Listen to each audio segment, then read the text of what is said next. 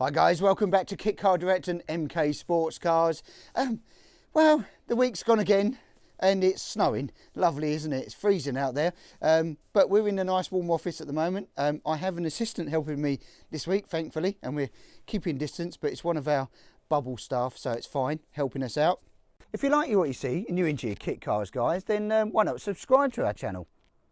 Press subscribe, click on the bell icon, press all, and it'll send you notifications each week. And you can see we've got a nice little feast of parts here at the table, and I thought I'd just kick off this week with showing you a few of the little bits, the billet and metal components that we do and we carry in stock. And if you're looking to do upgrades, sort of over the next sort of few months to get your cars on the road, hopefully the sun will shine in a few months' time, and we'll be cracking on with our car build. So yeah, what I've got here. So let's talk through some of these bits here. You may or may not know what we do, because the website's full of thousands of parts now, but we've got things like this. This is a 60mm and a 68mm billet rear bearing carrier, and basically if you've got a Sierra based one, these Ford component based, they're complete replacements for them. We carry them in stock both for, so this is generally push-in shaft, and this is for Labro, sort of Cosworth based. We carry both of them in stock. And along with that, we also do the flanges that bolt with them. So the 60mm has a 28 one, 28 spine. We carry those in stock. They're OEM spec ones, so they're basically the same. So a complete replacement, brand new part, which you never used to be able to get. And then for the Labro version, it's the 27 spline, which you can see all the difference. There's a male and female fittings are very, very different in sizes. So for those, we carry all of those in stock as well. We do most of our front uprights. We moved away from Sierra donors. We still can do it, but we moved away from them. And we do the billet front upright. So we do the Cortina base. So it's a billet bearing carrier, the upright and the axle for those, with the steering arm. And again, we've got a nice billet caliper bracket that comes with that as part of the kit. We do those. We move on to brakes. We'll carry on with those. So if you've got a Sierra based car and then you're basically you've got a drum on the rear and you're wanting to upgrade, we do the adapters. So if you bought the bearing kit or you've got the standard bearing, these are the disc adapters that fit on for your standard then sort of two-wheel drive Cosworth disc adapter to go on the caliper at the back. So we do those. They're just steel sections. You can paint them, powder coat, whichever you want to do. Generally paint's easy enough.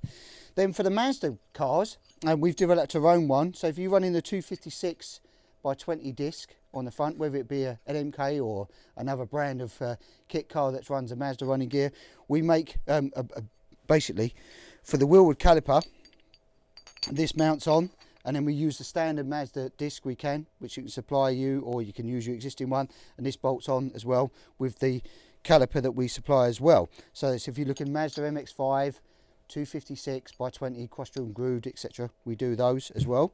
Then we developed this one here. This is, if you're running Labro, i.e. this, nobody makes one for the small disc. Everybody makes them for the 273s. We've done them for the small disc, so we make a custom disc, and then this slots over, and you can run that under a 13-inch wheel. So if you've got Labro drive shafts, which is the bolt-on ones, and you've got the bearing carrier, etc. for it, and you wanted to go up to a wheelwood type base kit rather than the standard single pot, and you want 4-pot, we do those brackets as well. So along with that, that is the Labro. We've got those in stock as well. So that's the Labro that fits into long nut that fits onto the 27 spline. As you can see, it won't fit. 28s is no good. So we've got those in stock as well. Loads of parts. Let's move on to something else. So what else do we do? Billet gear levers. We do two options. We do an MK branded one or a plain one. So if you bike engine boys are out there and you want an upgrade and you've got a standard little gear lever and you wanted something done with, it's got a centre bearing on this, so it's nice and smooth, we do both. God, so many. Sprocket adapters. Pretty much most bike engine we can cater for, Suzuki's, Yamahas, etc. So boosters are very popular, of course, R1s, ZX10s, ZX12s, Fireblades. We do the sprocket adapters. These are heat treated ones, etc. We normally have them in stock. There was a bit of a supply shortage while we went through all the COVID stuff and some of the manufacturing processes were down. But yeah, we have got tons of them in stock now. Sierra front uprights instead of the Cortina. Mushroom inserts, you need those to fit in with your Transit drag link that will fit into there. They're steel ones that we carry in stock as well. And then let's go on to Mazda MX-5. What we got here is, say if you've got an intake, your bottom hose, instead of the standard one, the pipe that comes out here up to your heater matrix, if you're doing a heater delete, you can run that, and there's an adapter in there as well if you want it to run in a coolant temperature sensor as well. And then we do the EGR valve blank, removing that. So if you're blanking off your EGR valve, which we do on most of our cars, and I'll show you that fitted on the demo car out there in a minute as well, those are in stock. And then when you're going like your rear brakes here, we spoke about, if you're going Sierra calipers, you want to go down to 13-inch wheels. We've got here the free coil instead of the larger coil. So we do the free coil springs, the tiny little things, left and right and inside. So we're getting into a 13-inch wheel, because they will hit, unfortunately, without it. We've got those, they're in stock. I think they're the standard ones there as well. Then, nice bit of kit this is, billet sumps.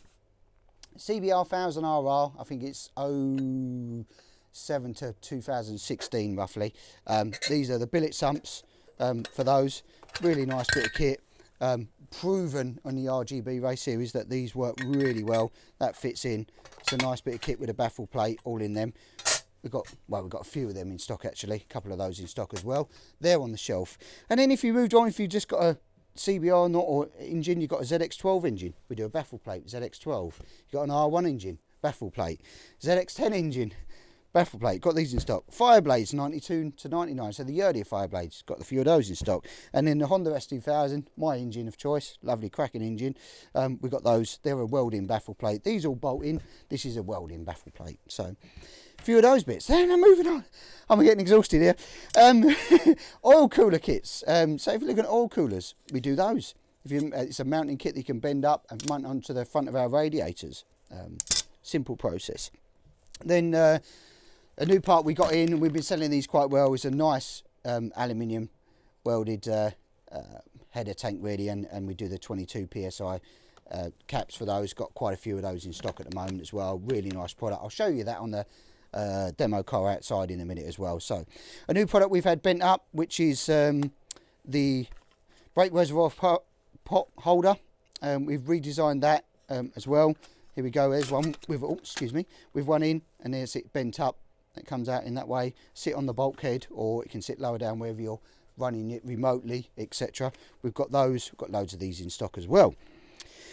Talking about, let's go back to brakes as well. A lot of people have problems with handbrake cables snapping or breaking. We do this little piece here, so reusable handbrake cable in for the Sierra cable. It's got a little window box and grub screws, so you can adjust your cable lengths as well. Carry those in stock. Nice little thing. We do sell quite a few of them, because I think people have problems with handbrake cables, or once they buy a new cable, it's too long and you need to shorten it. That's available.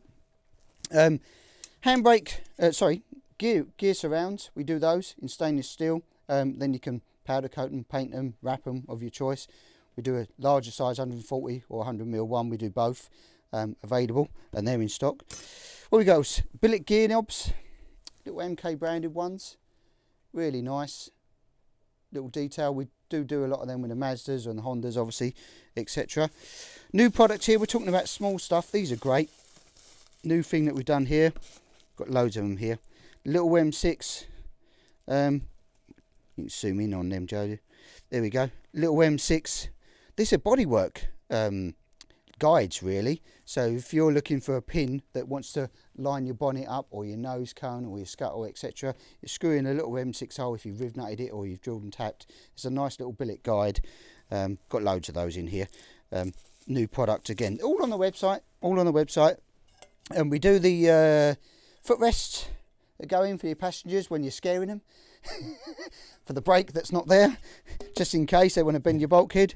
Those are in stock as well. We've got air filter blanks, so you've got the 600 and the 500 blank, the 500 blank if you're making a choice. Or we've actually generated, there isn't one on the market actually, Piper Cross or anybody makes them, for the Gen 2 booster as well. We've had them done and laser cut. So if you've got a Gen 2 booster and you're running a filter, we've got them ready and laser cut. Then we got that's a turbo stuff. Love a turbo, don't we? We've got the Mazda MX-5 Mark II 1.8 Fits the Mark 1 as well. Turbo manifolds, got several of those in stock, and the elbows that come off of it with a V-band clamp. We've got several of those. So if you're looking to do your upgrade on your RX-5 later on, we have got them in stock now. Or if you've got another brand that's got a Mazda 1.8 engine and you want it a turbo at a later date, or now coming up for the season start, we've got several of those in stock. And then little things like this. It's a lovely little quick release Boss as well.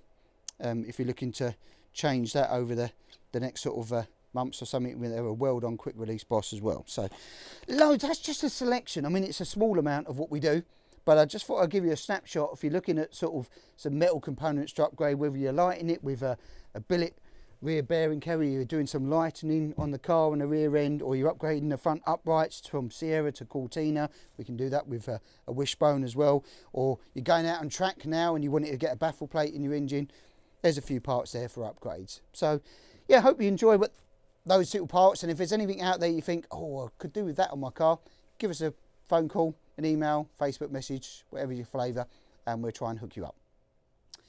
Right guys, out in the workshop finally after that marathon of parts. Yeah, chassis production still steaming ahead. We've got one arrived here. It's a Mazda MX-5 based with a 50mm roll cage. That's finished, ready to make its way out to a customer. We've had bodywork arriving for stuff here as well, wishbones, etc. We've been making wing stays this week. These are Mazda, so you can tell the difference. We've got a Sierra based ones, and then we've got our Mazda based ones. They've been made in this week. We've also been on sump chopping for a couple of people. We've just got to put the turbo return on this one, so let's do a sump chop on the Mazda. It's an MX-5 Mark II 1.8, and all we've got to do now for the customer is put in on getting on the right side, just put in the turbo return, because he's going turbo at a later date, so we're just going to fit the turbo return. Hopefully get that done by Monday, maybe today, later on. That's going to be done. Bending up fuel tanks, more fuel tanks to be made. These have been bent up for Indy Classics as well, roll bars as well. And then we're on to this one here. It's a round tube chassis, Mazda base, and it's upside down for a reason, because we're going to fit the floor pan on last. We've fitted the billet pedal box in here. Cameraman can probably zoom around into that. Pedal box has gone in, brake lines have gone in, fuel lines have gone in as well. It's a bit weird having it upside down, isn't it? Look. Upside down, but yeah, and then the floor pan will be bonded on last. So these have all gone in with the, we've tied them off there. You've got your braided hoses in as well. So this is a round tube chassis rather than the square tube chassis. So production's cracking on with those as well. So that'll be winging its way to a customer shortly. Well, we spoke about the Complete Kit Car magazine last week, where Wayne's car was featured. His GSX-R K8 Indy RR, cracking car. And if you want your car featured in something, what we've got, who's in the headlights.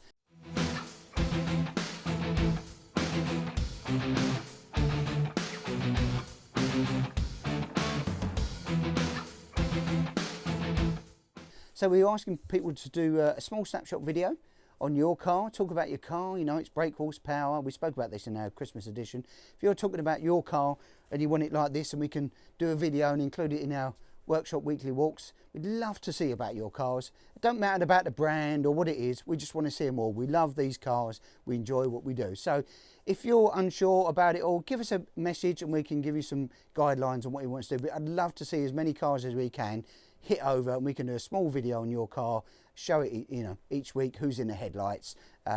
So crack on with that. Give us a blurb or an email or a phone call if you're unsure, and then hopefully we can see who's going to come out and pop out each week with their own kit car.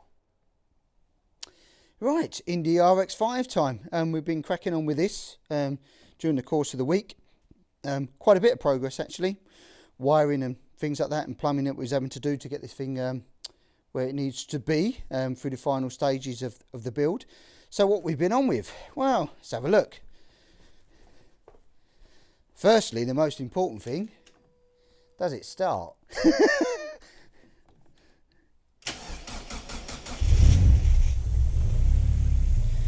Well, there we go, she's running. Nice smooth tick over. We've got good oil pressure showing on the, we've got 60 psi here showing. All the digi-dash is now wired in. So it looks pretty good. Oil temperature's pretty cold, the engine's cold, but that's that's quite nice. Nice smooth running engine. So that's obviously running. We're running that with the OMEX system now, and the standalone loom that we've done for it. We've partnered with OMEX on this to get it all up and running, and that'll go off. We've got to get some mapping done on it, just to final tune it, etc., and make it all where it needs to be. But she all starts, she all runs, engine's good, solid oil pressure. We knew it was a good engine anyway, so that's fine. And then we've been on other things, lots of wiring.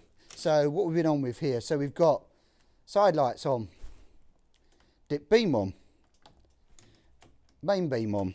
They're all working out, and it all works on the DigiDash and shows you when your lights are on.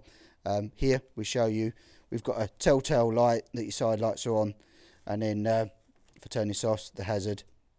This has to work also when the ignition's off, guys, for IVA, like that. A few people have had forgot about that one, just so you're aware.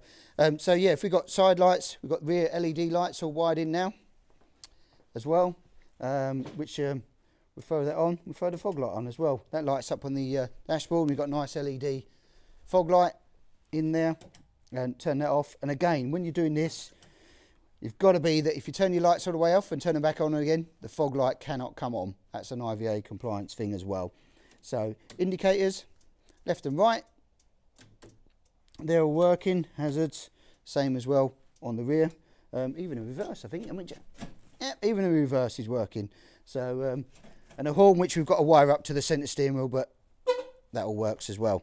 So yeah, that's looking great. All the DigiDash is all wired in, showing it's all connected to its sensors, so that'll read what's going on with the engine as well. Nice new black switches. I don't know if you've seen these ones. They're the new switch, guys. They've got a really nice tactile feel to them.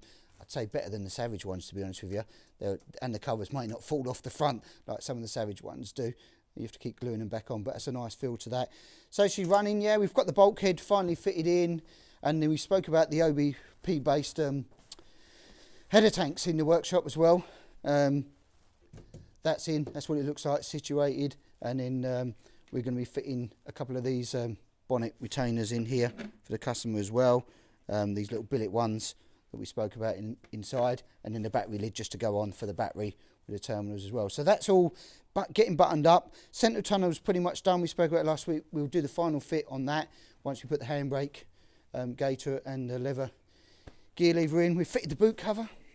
That's gone in quite nicely. All black poppers on that, neat and tidy.